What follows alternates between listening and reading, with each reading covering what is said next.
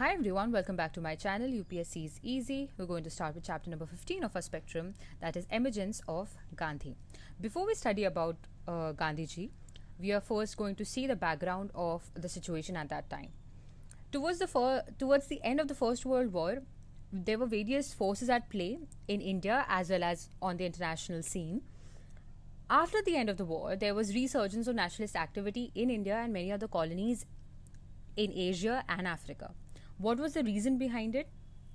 First of all, you must realize that India had contributed immensely in men, money towards the British war. मतलब India ने अपने तरफ से men plus money दोनों लगाया था इस वॉर पे, राइट? ऑल्सो बहुत सारे लोग, thousands of man actually died. The food supplies और एम्यूनिशन जो था या फिर आर्मी का जो कीप था, उस सब के लिए जो मनी आता था वो आता था बाय टैक्सिंग इंडियन. तो टैक्सेशन आप समझ सकते हैं कि क्या रहा होगा, राइट?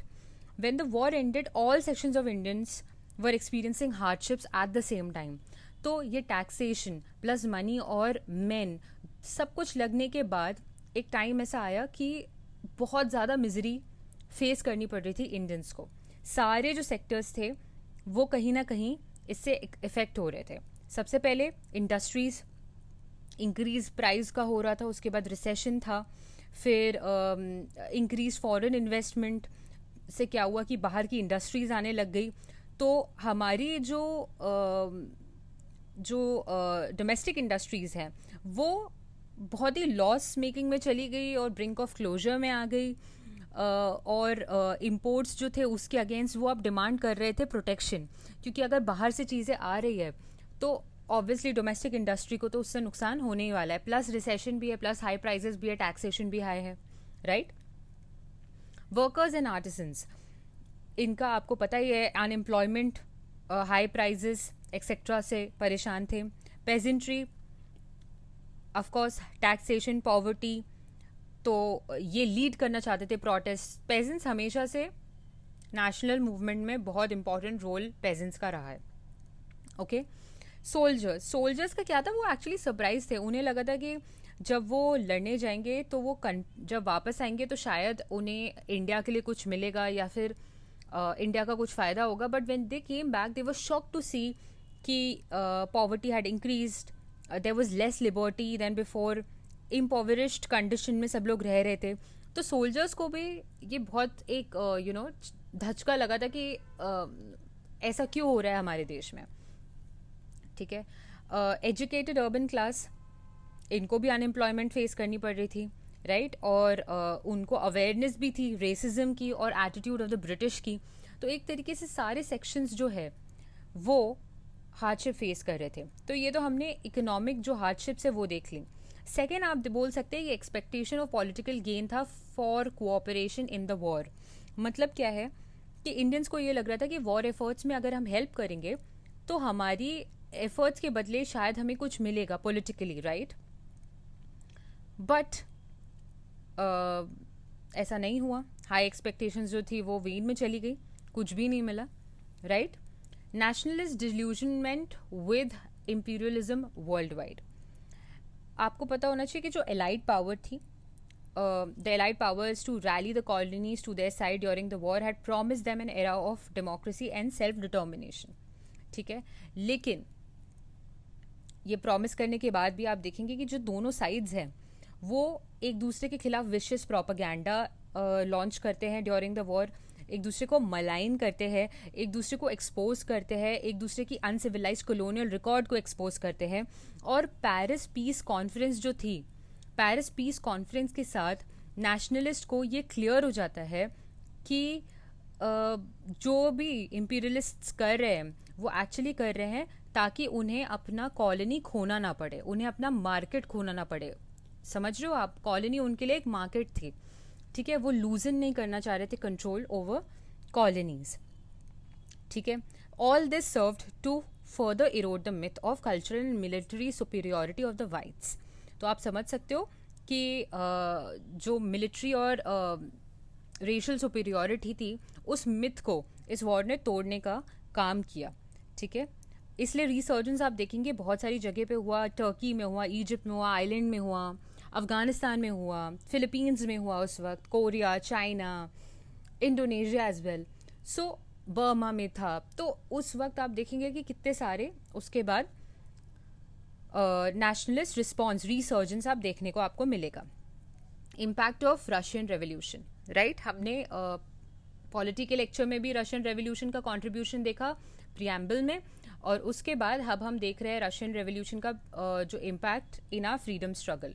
रशियन रेवोल्यूशन 1917, इस वक्त बोल्शेविक पार्टी जो थी उसने ओवरथ्रो किया ज़ारिस्ट रिजीम को और अपना फर्स्ट सोशलिस्ट जो है स्टेट बनाया under the leadership of Lenin.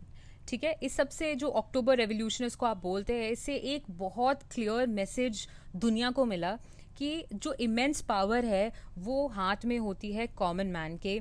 Immense power ले with the people and that the masses were capable of challenging the mightiest of tyrants. मतलब कि अगर लोग चाहे, अगर इफ पीपल कम टुगेदर तो उनकी पावर अनमैचेबल है, कितना भी माइटी टायरेंट हो उसे हराया जा सकता है। तो ये एक आप यहाँ पे देखेंगे कि लोगों को इंस्पिरेशन मिल रही है रेवोल्यूशन जो वर्ल्ड वाइड हो रहा है, स्पेशली रशियन रेवोल्यूशन की यहाँ पे हम बात कर रहे हैं, तो उससे मॉन्टेगू चेम्सफोर्ड रिफॉर्म्स हम करने वाले हैं। तो सबसे पहले तो आपको पिछले लेक्चर में मैंने बताया था कि मॉन्टेगू का स्टेटमेंट था कि self government, self governing institutions and finally gradually self government की ओर बढ़ेंगे, ऐसा मॉन्टेगू का स्टेटमेंट था। इसका क्या मतलब है, इसका इम्पैक्ट क्या है, ये मैंने आपको पिछली बार नहीं बताया। इसका एक बहुत इंपॉर्टेंट इम्पैक्ट ये है कि सेल्फ गवर्नमेंट की डिमांड करना अब सिडिशन नहीं हो सकता है। ठीक है, जो पहले सेल्फ गवर्नमेंट की डिमांड कर रहे थे नेशनलिस्ट, उनको जेल में डाल दिया जा रहा था, उनको बोला जा रहा था कि ये सिडिशन है, अगेंस्ट किंग है, बहुत सारी और चीज़ें बोली जा रही थी। लेकिन अब सेल्फ गवर्नमेंट की डिमांड करना सिडिशन नहीं हो सकता, क्योंकि ऑफिशियल अथॉरिटी मॉन्टेगू का स्टेटमेंट ही ये था, राइट। तो अब ये लीगल हो गया, लेजिटिमाइज हो गया कि आप, हाँ, अब आप पूछ सकते हैं, अब आप मांग सकते हो सेल्फ गवर्नमेंट। ठीक है, ये मुझे ऐसा लगता है कि ब्रिटिशर्स ने यहाँ पे एक गलती कर दी थी, मतलब उनसे ये गलती हो गई मॉन्टेगू के द्वारा, क्योंकि आगे चल के आपको देखेंगे कि ये पलटते हुए भी नजर आएंगे अपने जो भी उन्होंने प्रोमिस किए हैं उससे। ठीक है, और हमें पता है कि कैरेट एंड स्टिक, राइट, जैसे कि अभी भी कैरेट एंड स्टिक चलेगा। कैसे? कैरेट मतलब रिफॉर्म्स, कैरेट मतलब रिफॉर्म्स नहीं, बट कैरेट मतलब कि पहले रिफॉर्म्स देना, ठीक है, उसके बाद स्टिक यूज़ करना, मतलब कि कोई ऐसा एक्ट लगा देना जिससे आप सप्रेस कर रहे हो लोगों को। ठीक है, तो यहाँ पे रिफॉर्म्स जैसे कि मॉन्टेगू रिफॉर्म, ठीक है, Rowlatt act was, you can use it as stick. ठीक है, तो इसको आप government of India act of 1919 भी बोल सकते हैं, जो मॉन्टेगू चेम्सफोर्ड रिफॉर्म्स आपको दिखेगा, राइट। दूसरी बात, जो मॉन्टेगू का जो स्टेटमेंट था 1917 का, उसने एक और चीज़ प्रॉमिस की थी, वो थी रिस्पॉन्सिबल गवर्नमेंट। रिस्पॉन्सिबल गवर्नमेंट का क्या मतलब होता है? अगर आपको नहीं पता है रिस्पॉन्सिबल गवर्नमेंट का मतलब, please search responsible government in, आप पार्लियामेंट्री डेमोक्रेसी में ही सर्च कर लीजिए रिस्पॉन्सिबल गवर्नमेंट, आपको समझ में आ जाएगा कि लेजिस्लेचर क्या क्या होगा। आप मुझे बताओ, कमेंट सेक्शन में बताओ, because I want you to search. अगर आपको नहीं पता है तो हम डिटेल में पढ़ेंगे in parliamentary democracy of your Laxmikanth. Okay, तो रिस्पॉन्सिबल गवर्नमेंट की भी उनने जो है वो बोला था कि रिस्पॉन्सिबल गवर्नमेंट की तरफ भी जाएंगे ग्रेजुअली। ठीक है, so self governing institutions and responsible government. But clear था कि ब्रिटिश का ऐसा कोई इंटेंशन नहीं था कि वो हैंड ओवर कर दे पावर प्रीडोमिनेंटली इलेक्टेड लेजिस्लेचर पे, ठीक है, विद इंडियन मेजॉरिटी। तो ऑब्वियसली अगर वो पावर जो है प्रीडोमिनेंटली इलेक्टेड लेजिस्लेचर को नहीं देने वाले हैं, तो वो एक ऐसा सिस्टम इंड्यूस करेंगे, डायआर्की बोलेंगे, दो डाई टू, राइट। अभी हम देखेंगे कैसी तरीके से आप बोल सकते हैं, रूल ऑफ टू इसको बोलता है डायआर्की को। तो अगर आप यहाँ पे समझिए कि रिस्पॉन्सिबल गवर्नमेंट इन्होंने प्रॉमिस तो कर दिया है, ठीक है, मॉन्टेगू ने 1917 में, और अब मॉन्टेगू चेम्सफोर्ड रिफॉर्म्स आने वाले 1990 में, तो उन्हें कुछ तो ऐसा दिखाना पड़ेगा कि अरे हमने कुछ ट्रांसफर किया है पावर, राइट, रिस्पॉन्सिबल गवर्नमेंट हमने लाया है। ठीक है।